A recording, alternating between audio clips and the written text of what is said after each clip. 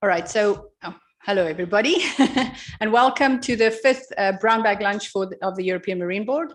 I'm Sheila Heymans, the Executive Director of the European Marine Board, and for those of you who are in the room, I guess you will know this already. For those of you online, welcome already.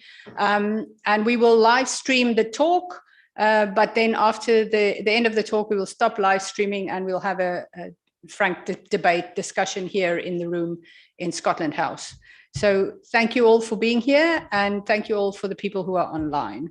So today our speaker is going to be Professor Aaron Micallef, who is from the University of Malta, if I'm not mistaken. And he is going to talk to us about groundwater. So I think I'm going to leave it at that. And oh, hold on, I have a clicker, so maybe I can. No, how does that work? Here we go again. There we go. So I'm going to ask Aaron to come up, and the clicker is here, and he is going to give us the talk. Thank you.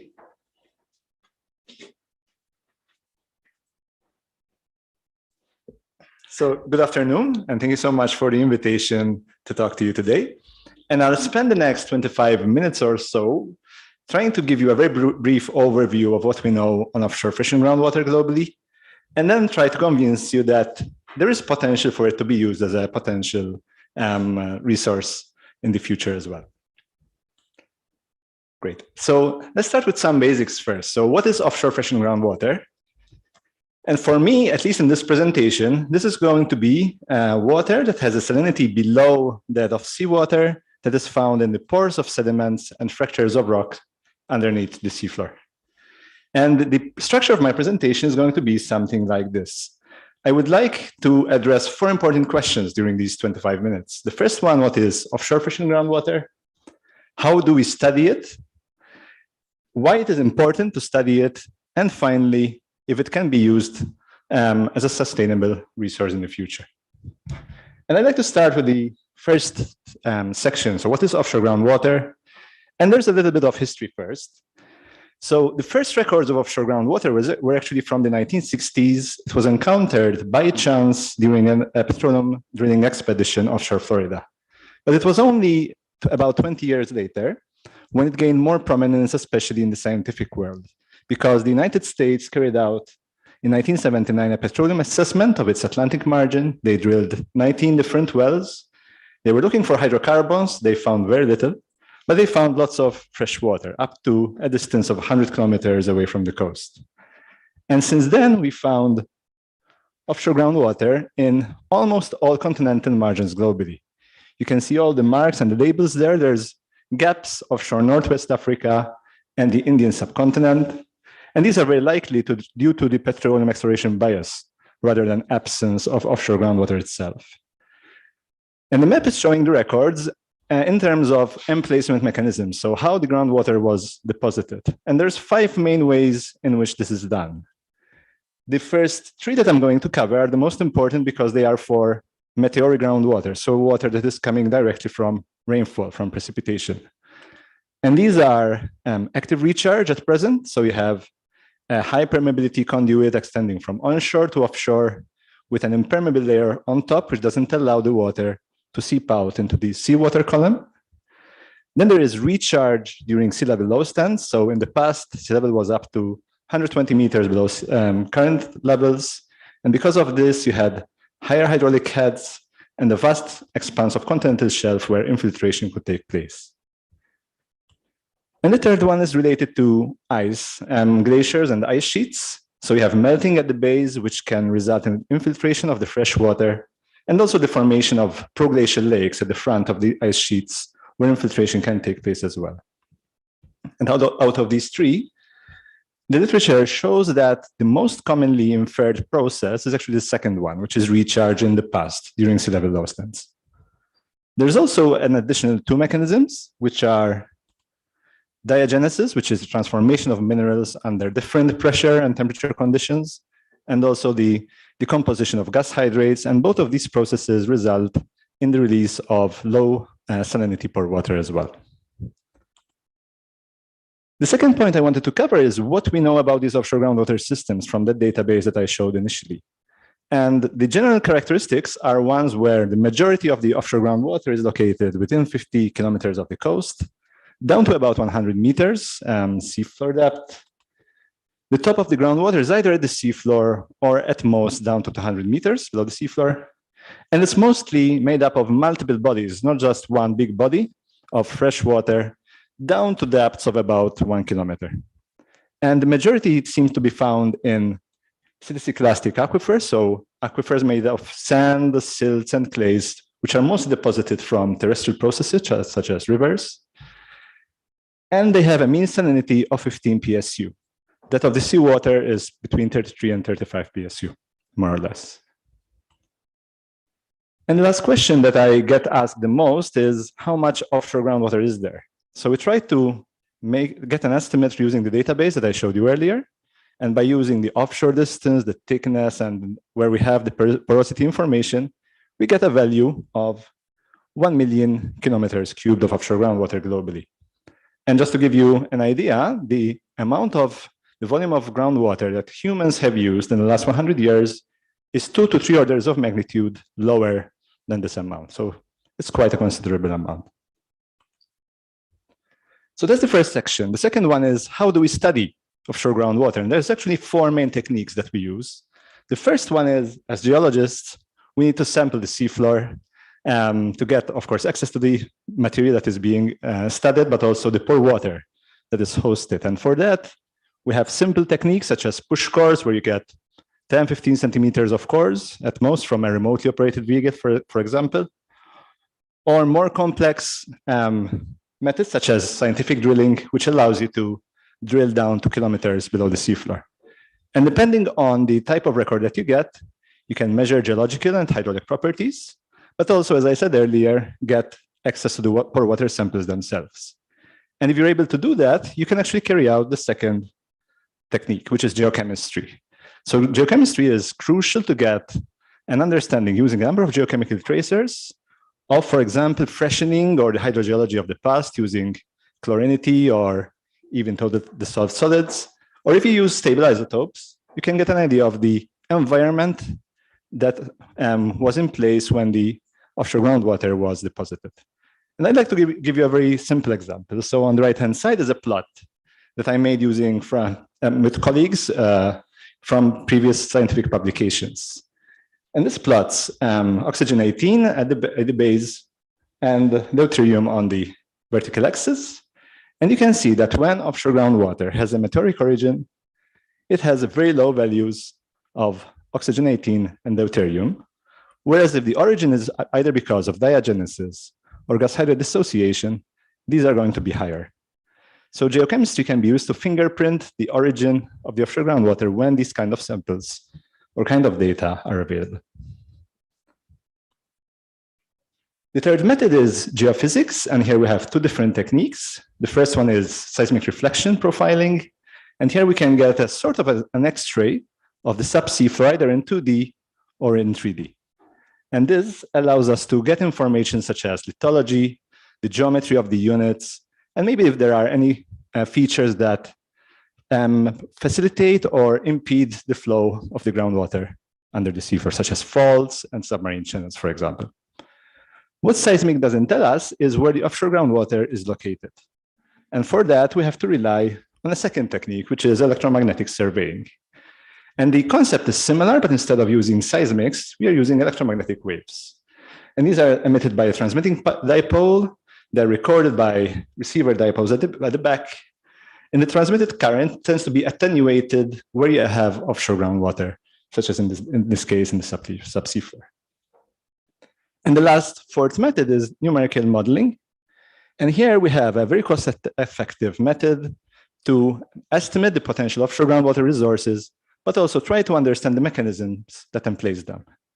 And these have evolved from the 1980s when we had static, sharp interface, simple models, all the way to present, where we have transient, finite element modeling that provides a more realistic picture of what the groundwater would look like in the subsea floor. So those are the main methods, and I would like to show you 2 examples from one of my projects where we have applied these techniques and the results that we're able to get. And we're going far away to New Zealand and very close, at least for me, to my home country, which is Malta. So let me start with New Zealand.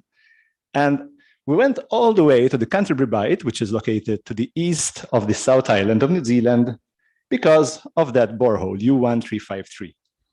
So that was drilled in 2010 during an IODP expedition. And what's interesting there is that they discovered a pore water salinity anomaly. So the pore water was a bit fresher than expected, than seawater, at a depth of 50 meters below the seafloor, as shown on the plot on the right-hand side. So we went back there in 2017 with the New Zealand research vessel, Tangaroa, spent a month zigzagging around the shelf, collecting a wide range of data. And I'm going to show you just two profiles, profile 4, which is on the left-hand side, profile 7 on the right, showing some examples of the geophysical data that we acquired. So I'll start with the seismics. So as I said earlier, this is like an X-ray of the subsea floor. And here we have nothing extraordinary. We have just alternation of fine-grained sediments with coarse-grained sediments, which is what you expect in this kind of seafloor, sea-level controlled passive margin. I think which is more interesting is the electromagnetic survey result, which is shown at the bottom of the slide. And here you can see these orange to yellow blobs in the profile, which we call electric resistivity anomalies. There's a big thick one at the base and a thinner, shallower one as well in both profiles. And these are indicative of where the low salinity pore water is located. So when we combine all the data from geophysics, from the different lines, we are able to reconstruct a 3D image of what the offshore groundwater system looks like. So we can estimate the size of the system, which is 60 kilometers from the coast, 250 meters thick, at least. We don't know the real depth. And it's about 70 to 80 kilometers long. We can also estimate the volume. So for groundwater with a PSU lower than 10, it's about 100 kilometers cubed. So that's what the geophysics tells us. The modeling allows us to get a better understanding of how this groundwater formed. So this is a profile that crosses from onshore to offshore. The gray arrow shows you where the coast is located. And let's simulate a theoretical scenario where we have present conditions with current sea level for 1 million years. And that would create a groundwater body that extends 5 to 10 kilometers away from the coast, which doesn't match what we see in the geophysics, which is much larger.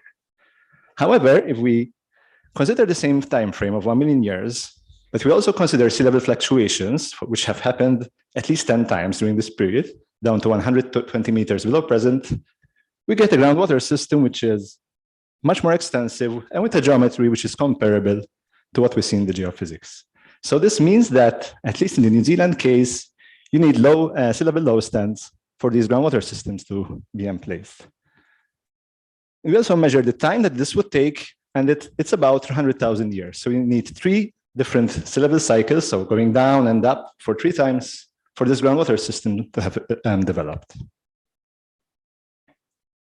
The second case study, as I said, is from Malta, and this is completely different. We have lithified carbonates, so very different setting from New Zealand, and one of the 10 poorest countries in the world in terms of water resources.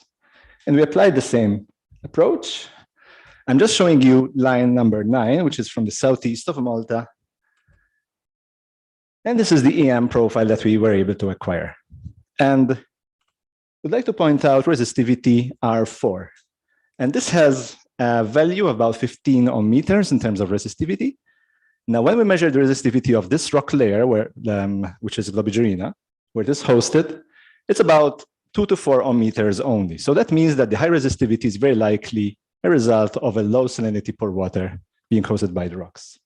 And this is actually confirmed by modeling, which shows that you can get exactly the same kind of low salinity pore water distribution if you're considering one sea level cycle with lower sea levels during the last 20,000 years. So I wanted to finish this session by just listing some of the projects that are currently, that I'm aware of, that are currently taking place in the EU on offshore groundwater systems.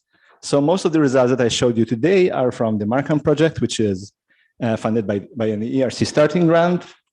There is also SMART, which is a collaboration between Geomar and Malta, on the potential sustainable use of offshore groundwater as a resource. Then there's two projects, which are MGM to FGR and SWAN. They just recently started at the University of Malta to develop technologies for exploring offshore groundwater. And lastly, we have two Marie Curie actions of ground and karst, which are focusing on offshore groundwater in carbonated environments, again, at the University of Malta.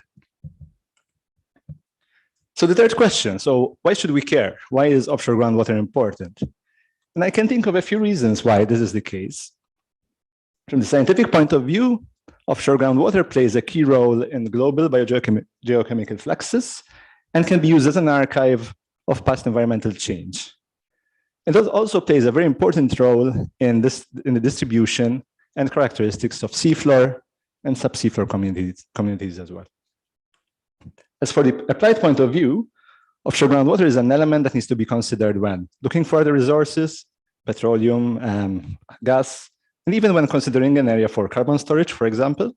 It plays a role in natural geohazards on the seafloor, such as landslides and submarine canyons. And of course, it can be used as a potential source of potable water. And of course, this is the one I'm going to focus on in the next few slides. So the interest, especially in the last 10 years on this topic, has been driven by its potential use as a potable source of fresh water, especially in coastal regions. And maybe you've been aware that almost every year, if not more frequently, in the news, there's a big megacity that is going to run out of water very soon. We've had Chennai, Cape Town, Shanghai, Sao Paulo as well. And the reasons for this are population growth, urbanization, pollution, climate change, and sometimes even political conflict. And 60% of the current global population actually lives in areas which are water stressed. So Bakken and colleagues in 2012 had suggested that submarine groundwater can be used to diffuse some of these issues. So we're going to see how feasible that is based on the data that we have at present. So I remapped that global database that I showed you earlier with the thickness and the salinity of the various offshore records, which are shown in the blue circles.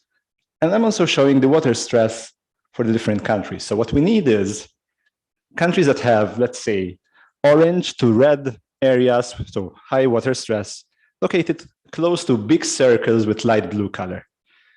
And qualitatively, there are some areas which seem to be feasible for offshore groundwater use. There's South Africa, there's Australia, Middle East, and even the Mediterranean Sea. But let's make this a little bit more quantitative. So I took the database that I showed you earlier, and I took those sites which are recharged meteorically at the moment, have a PSU lower than 10, and have a porosity that is equivalent to sandstone, which means that it's easy to pump out. And this is the list that I get globally with the offshore distance and the thickness of the groundwater, which I use to calculate the volume in terms of kilometers cubed per kilometer. I got rid of 2/3 of that because let's assume 2/3 of that is lost during desalination. And then I found the largest cities nearby with their population and the daily consumption to calculate how many years would be available of fresh water if the offshore groundwater were used. And these are the values that we get. And it's quite interesting that some of the water scarce cities, such as Cape Town, Perth, and Melbourne, are located close to resources that can provide more than 100 years of fresh water use. None of the cities in the list are European. So I'm showing you this map also to show you where water stress in Europe is and where the offshore groundwater records are known to be located. And you can see that there are some sites offshore Northwest Europe, the Mediterranean, and especially in the Middle East, have good potential for offshore groundwater use. And the second use, apart from human consumption, is actually related to oil exploration, because Mark Persson and colleagues in 2017 carried out this study showing where offshore groundwater is located and where proven and unproven reserves of petroleum is known to be occurring. And there's a good intersect between the two. And what they suggest is the potential use of the low salinity water for flooding to improve the recovery during petroleum exploitation. So there's a secondary use for offshore groundwater, which is beyond consumption as well. So the last session, is offshore groundwater feasible? And unfortunately, I don't have a clear answer yet because there's a number of questions we need to address before we can say so. And these are the need for appropriate data and approaches to better study offshore groundwater systems, better defining the technical and cost effectiveness of the approach that we use, the environmental impact, and having a legal framework to make this happen. And I'll go into these 4 points one by one in a bit more detail. So let me start with the first. And I'm mentioning this because I might have given you the impression that we know a lot about offshore groundwater, but the reality is that we still have important questions to address, such as where it is located, its extent, and the dimensions, the mechanism by which it was deposited, and especially the timing, and thirdly, the function of the system. And by this, I mean whether the groundwater is actively recharging at present, or whether it's a fossilized system that was emplaced in the past. And this is crucial to determine whether a system can be used sustainably or not.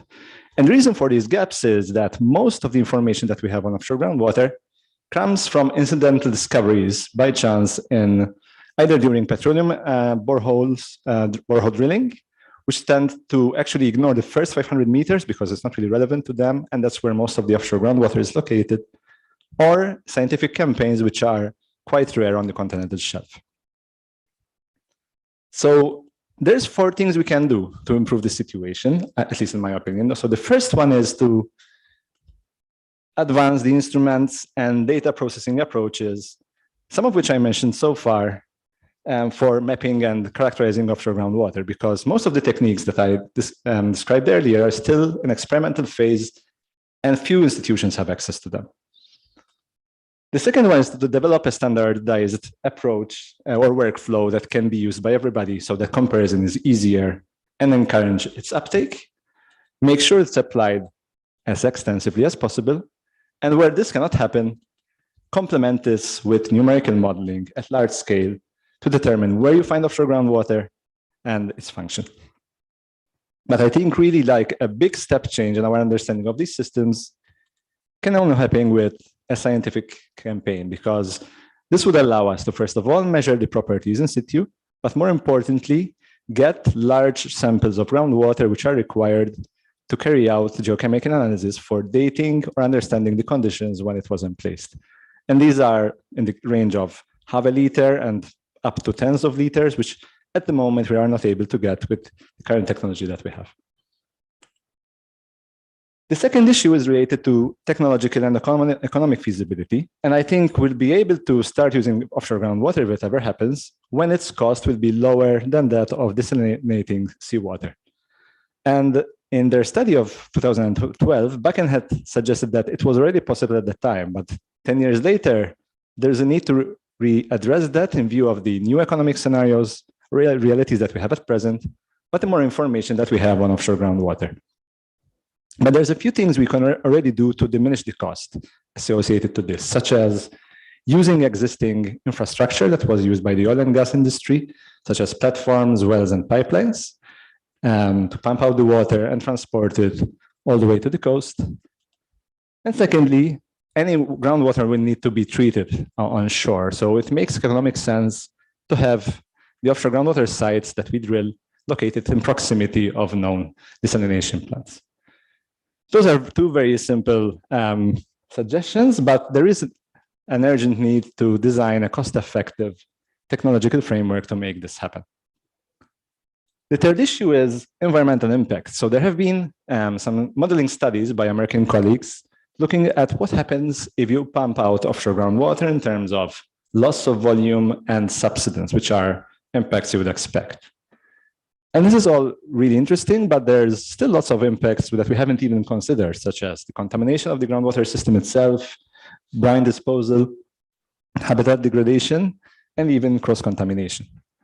So there is, again, an urgent need to try to assess and quantify the impacts of pumping on the offshore groundwater as well as of climate change using numerical models, field monitoring, and stakeholder participation.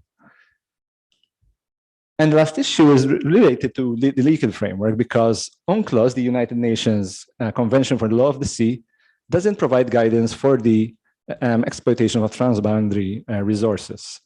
And since most of the offshore groundwater systems that we're looking at do straddle maritime boundaries, there is a need to develop a framework in terms of policies, plans, and guidelines at the local and international level to guide the exploration and exploitation of this resource. And I think one thing we can do is actually rely on what the oil and gas industry have done in the past and follow their steps, at least every country that is involved, and place everything in the framework of marine spatial planning. And the last point I wanted to make is a little bit more general, because all the questions and methods that I proposed cannot be addressed by a single institute, because there's nobody who has all the expertise and all the technology to address these questions. So an international effort is crucial in this case to bring together stakeholders and scientists and companies, policymakers from many different backgrounds to encourage communication and collaboration, especially in relation to water companies, because their time scales might be a little bit different from the ones that we're considering as scientists. And finally, there's a need to train this new generation of scientists that can do all this work. And of course, these are big efforts, but a tiny step in this direction could already be taken from September, because we have just been told that a couple of weeks ago that a cost action exactly on these topics has been funded. So looking forward to work with 40 different partners that we have on board exactly to do this kind of work. So in conclusion, there's 3 messages that I would like you to take home with you today, which are that offshore groundwater is a potential unconventional source of potable water. However, before we can make this possible in a sustainable way, we need to improve our understanding of the system and develop a cost-effective technological framework to do this, better understand the environmental impacts, and have designed a legal framework to make it happen. And finally, I think that the EU has a unique opportunity to become both the scientific and technological leader in this field of research. So I'd like to thank the European Research Council for funding my work in the past 5 years, and thank you for your kind attention.